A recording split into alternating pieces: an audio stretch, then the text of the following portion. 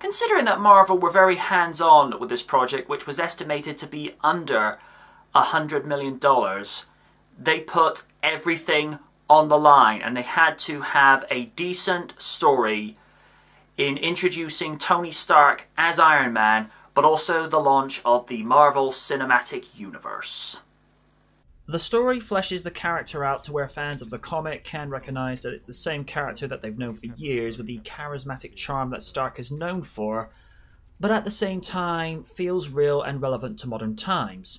Stark is considered the Howard Hughes of his time in terms of the innovation he implemented in making smarter weapons for the army, and to the advance in the Iron Man suit that gave him a calling after he improves on the Mark I suit that aided his escape from the cave.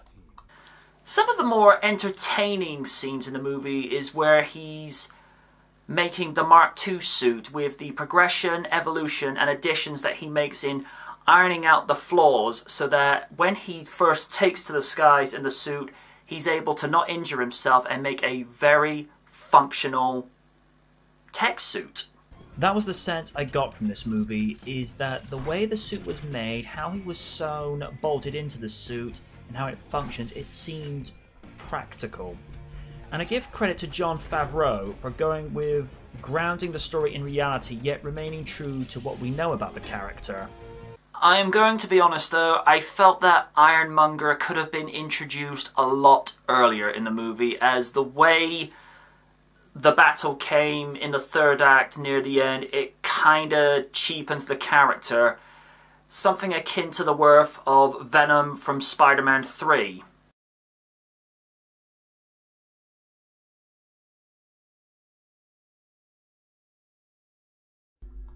Robert Downey Jr. was perfectly cast as the eccentric billionaire industrialist Tony Stark.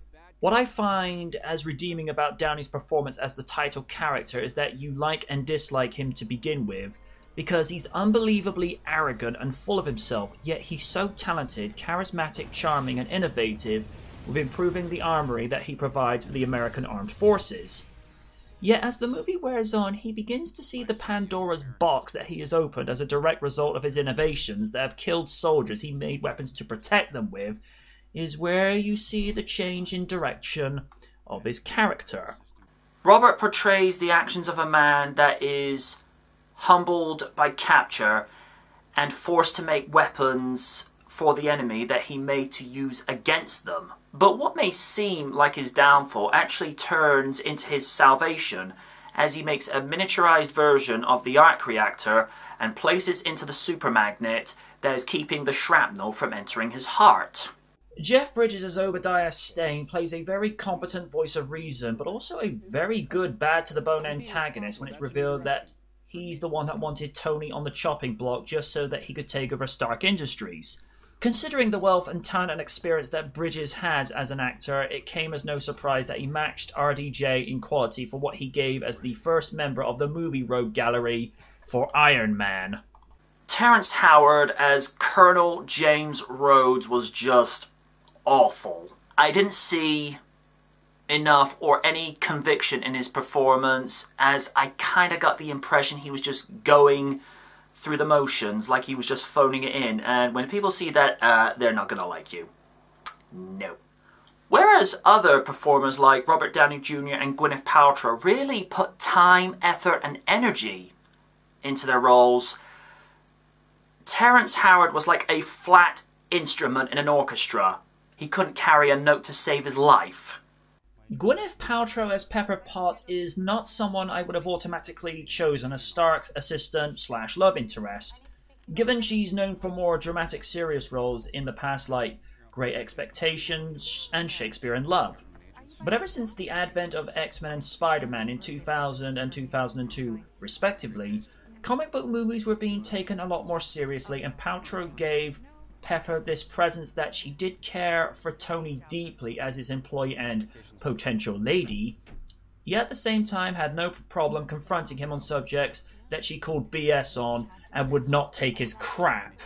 This is seen when he's removing bullet shells from the suit and he instructs Pepper to go to his office and gather information from the ghost drives in his office and find out the locations of where his weapons are and who's been double dealing under the table.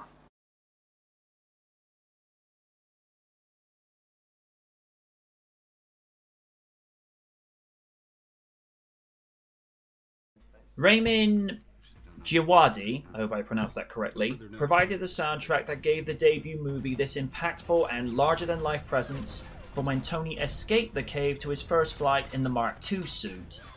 What made that particular scene a great example for the score is that it helped the viewer feel the experience with Tony, in that you felt you could take on the world with him, and that it was just a euphoric moment in knowing what it would be like to fly.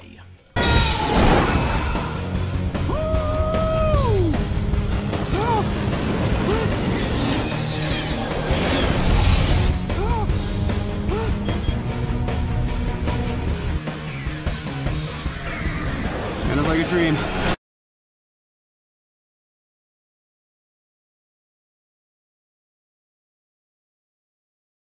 Stan Winston Studios campaigned to do a physical version of the Iron Man suit, and when you take into consideration how renowned his practical effects are, from Terminators 1 and 2 to the Jurassic Park movies, Stan Winston is the best, and he's sorely missed. ILM, the orphanage, and the embassy provided the visual effects in post-production, and the photorealism of these shots is just stunning. The leaps and bounds that visual effects have been made by this point in 2008 is just amazing, as the eye is really fooled into believing that this suit is not only real, but you can believe it can fly.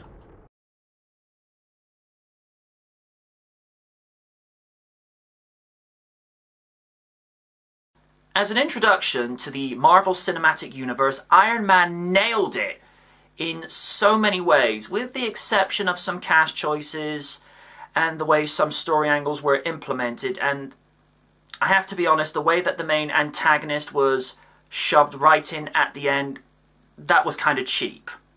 As mentioned before, with the exception of Terrence Howard, the characters were well cast, put in stellar performances, particularly RDJ, as he owned the role of Tony Stark. He was so authentic and natural as Stark, and he even looked like Stark, like he literally jumped off the pages of the comic book. Combined with some great special and visual effects, with an amazing soundtrack that gave the movie its own identity and set it apart from so many other comic book movies, Iron Man arrived in a big way. Iron Man gets a grade A awesome plus. Good night from the night.